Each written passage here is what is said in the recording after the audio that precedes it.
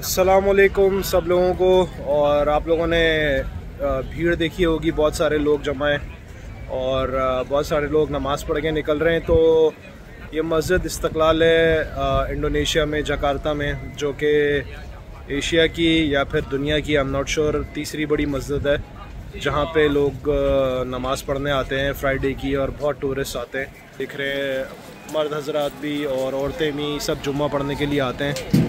कितना रश है यहाँ पे। आज शेयर कर लूँ, 1-1.5 हफ्ते के बाद जो है वो वीडियो दोबारा बना रहा हूँ। मौसम भी अच्छा हो रहा है अल्हम्दुलिल्लाह। तो कुछ की चीज़ें आप लोगों से शेयर करनी है। मैं कुछ लोगों से मिला यहाँ पे काफ़ी, और कुछ बिज़नेस ओनर से मिला। तो एक चीज़ तो ये है कि पहले वेदर के हिसाब से बात करते हैं। तो यहाँ का वेदर भी ट्रॉपिकल है आजकल, मौसम बहुत अच्छा है अल्हम्दुलिल्लाह। बारिश होती है, गर्मी होती है, और अच्छा वेदर है as compare to other countries.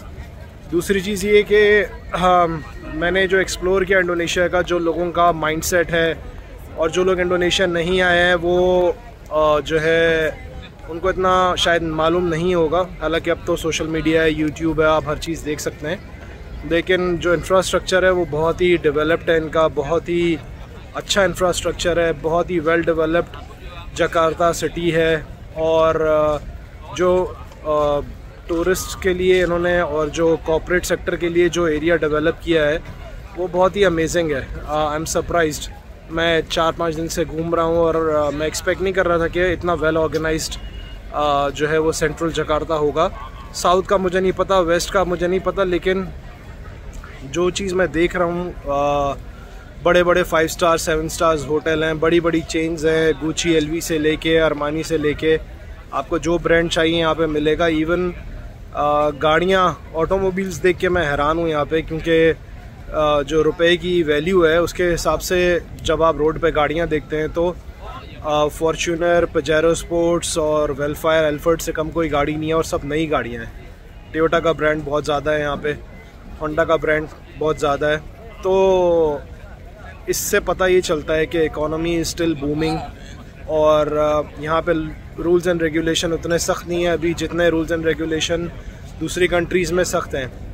और मुसलमानों के लिए इस्लामिक कंट्री है ये, ज़्यादातर जो है वो 90% और 95% चीज़ें सब हलाल हैं यहाँ पे, और vast variety of opportunities available हैं। कल मैंने एक बंदे से भी डिस्कशन किया तो उसका समरी ये है कि आप लोग यहाँ पे जो भी बिज़नेस करना चाहें, अपार्ट फ्रॉम जो रिस्ट्रिक्टेड बिजनेसेस हैं, वो कर सकते हैं easily, and there should be no problem. आपको यहाँ पे एक PMA कंपनी रजिस्टर करनी पड़ेगी, एक लोकल की ज़रूरत होती है, वो भी अरेंज हो जाता है, और आप अपने वर्कर्स भी ला सकते हैं। अगर आपको यहाँ पे रेस्टोरेंट खोलना है, बार्बर शॉप खोलनी है, आपको यहाँ पे बजट होटल खोलना है, आपको कोई भी ऐसा काम करना है, तो उसका बड़ा सिंपल इजी स्टेप्स हैं। टैक्स का जो रेट है वो भी बहुत ही कम है, और 3-4 हज़ार 5 हज़ार डॉलर में, डिपेंडिंग अपॉन के आप किससे डील कर रहे हैं, आपकी कंपनी ओपन हो जाती है और आप अपना काम शुरू कर सकते हैं यहाँ पे। और बहुत सारी चीज़ें जो हैं वो ऐसी हैं जो रिस्ट्रिक्टेड है। जैसे आपको पाम ऑयल में डील करना है तो उसके लिए आपको गवर्नमेंट से स्पेशल अप्रूवल लेनी पड़ेगी, पेट्रोलियम में डील करना है तो स्पेशल अप्रूवल लेनी पड़ेगी। ये चीज़ जो है वो जो ईज़ ऑफ बिज़नेस है वो बहुत अच्छा है।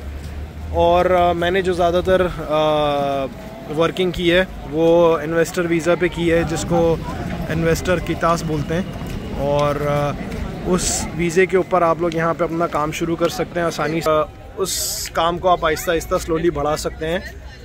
यहाँ पे जो लोकल होता है वो आपका शेयर होल्डर भी हो सकता है 1% का, आप चाहें तो उसको 0 शेयर्स भी दे सकते हैं। बट कितास के लिए कोई लोकल स्पॉन्सरशिप की ज़रूरत है, जो कि कंसल्टेंट्स अरेंज कर देते हैं। कुछ कर देते हैं, कुछ कहते हैं कि आप अपने दोस्त को, किसी बहन भाई को डाल लें जो यहाँ पे जानने वाला है, क्योंकि वो आपका टैक्स का गारंटर होता है। और आपको यहाँ पे जैसे दूसरी जगहों पे टैक्स भरना पड़ता है, आपको यहाँ पे भी टैक्स भरना पड़ता है।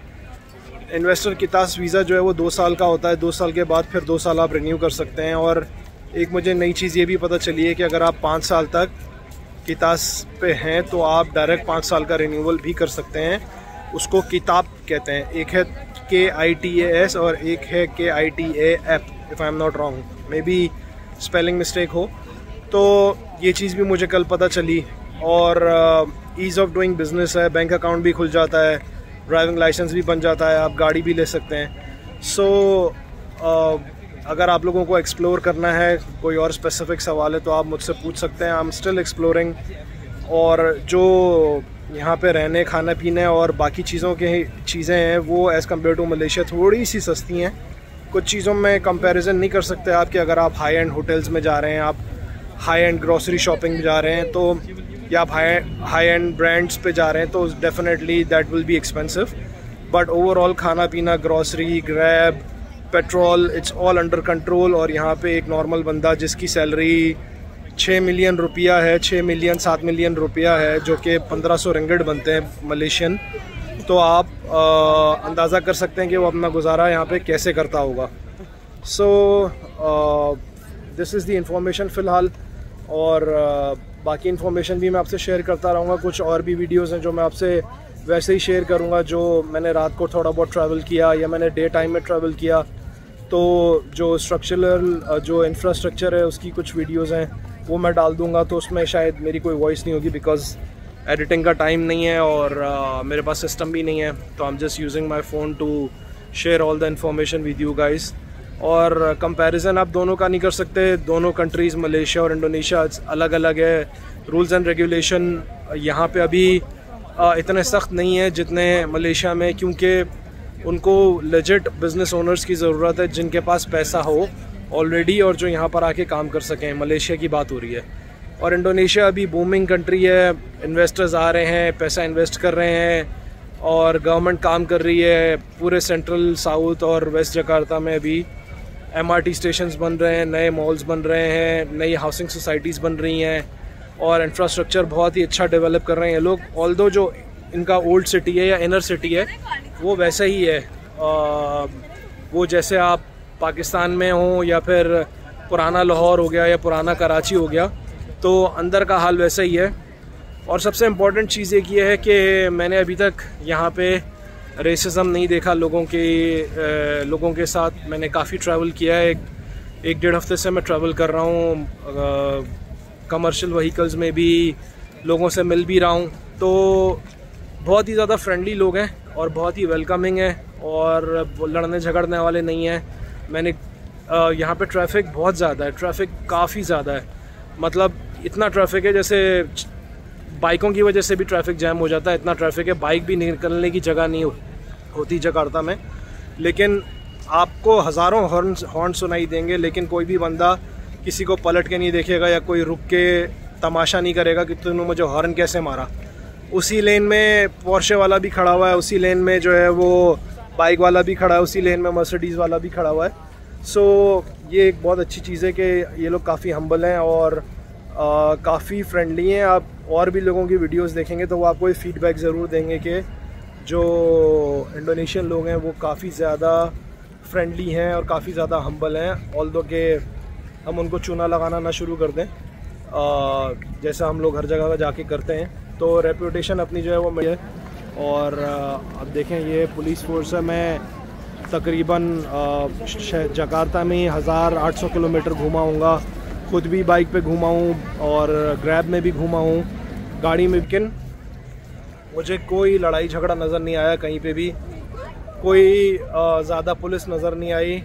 और इवन अगर कोई प्रोटोकॉल की गाड़ी भी जा रही होती है यहाँ पे तो वो सिर्फ 1 या 2 बार अपना साइन बजाते हैं। ऐसा नहीं कि पाकिस्तान की तरह 50 गाड़ियाँ प्रोटोकॉल में जा रही हैं और सबके साइन ऑन है और रोडें ब्लॉक हैं।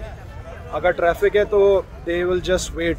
अगर आगे 2 पायलट हैं, उनके पीछे 4 गाड़ियाँ भी हैं, तो दे विल जस्ट वेट, किसी को टक्कर नहीं मारेंगे।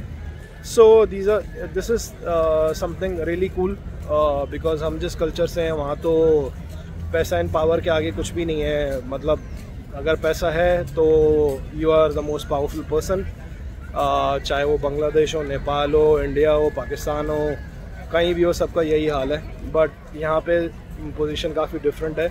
और ये जो आप रश चीज़ है, सामने रश देख रहे हैं आप, और ये जो सामने एक ब्लॉक बना हुआ है, यहाँ पे लोग अपने जूते रखवा के टोकन लेके फिर नमाज़ पढ़ने जाते हैं। शायद यहाँ पे जूते चोरी होने का ख़तरा होता है। So you see people are queuing up और getting their shoes.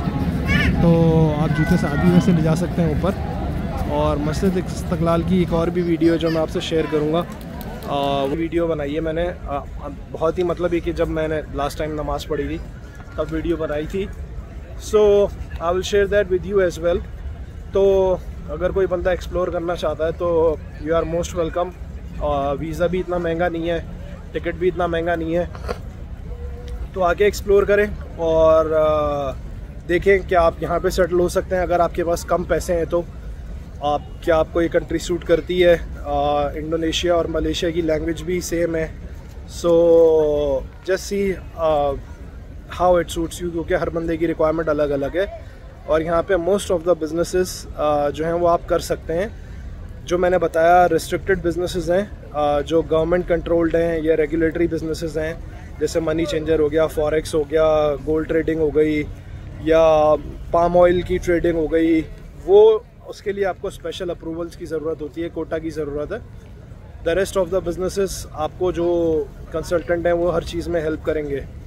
So video को यहीं पे ख़त्म करते हैं। I will try to upload another video for with some more information. So see you इंशाल्लाह।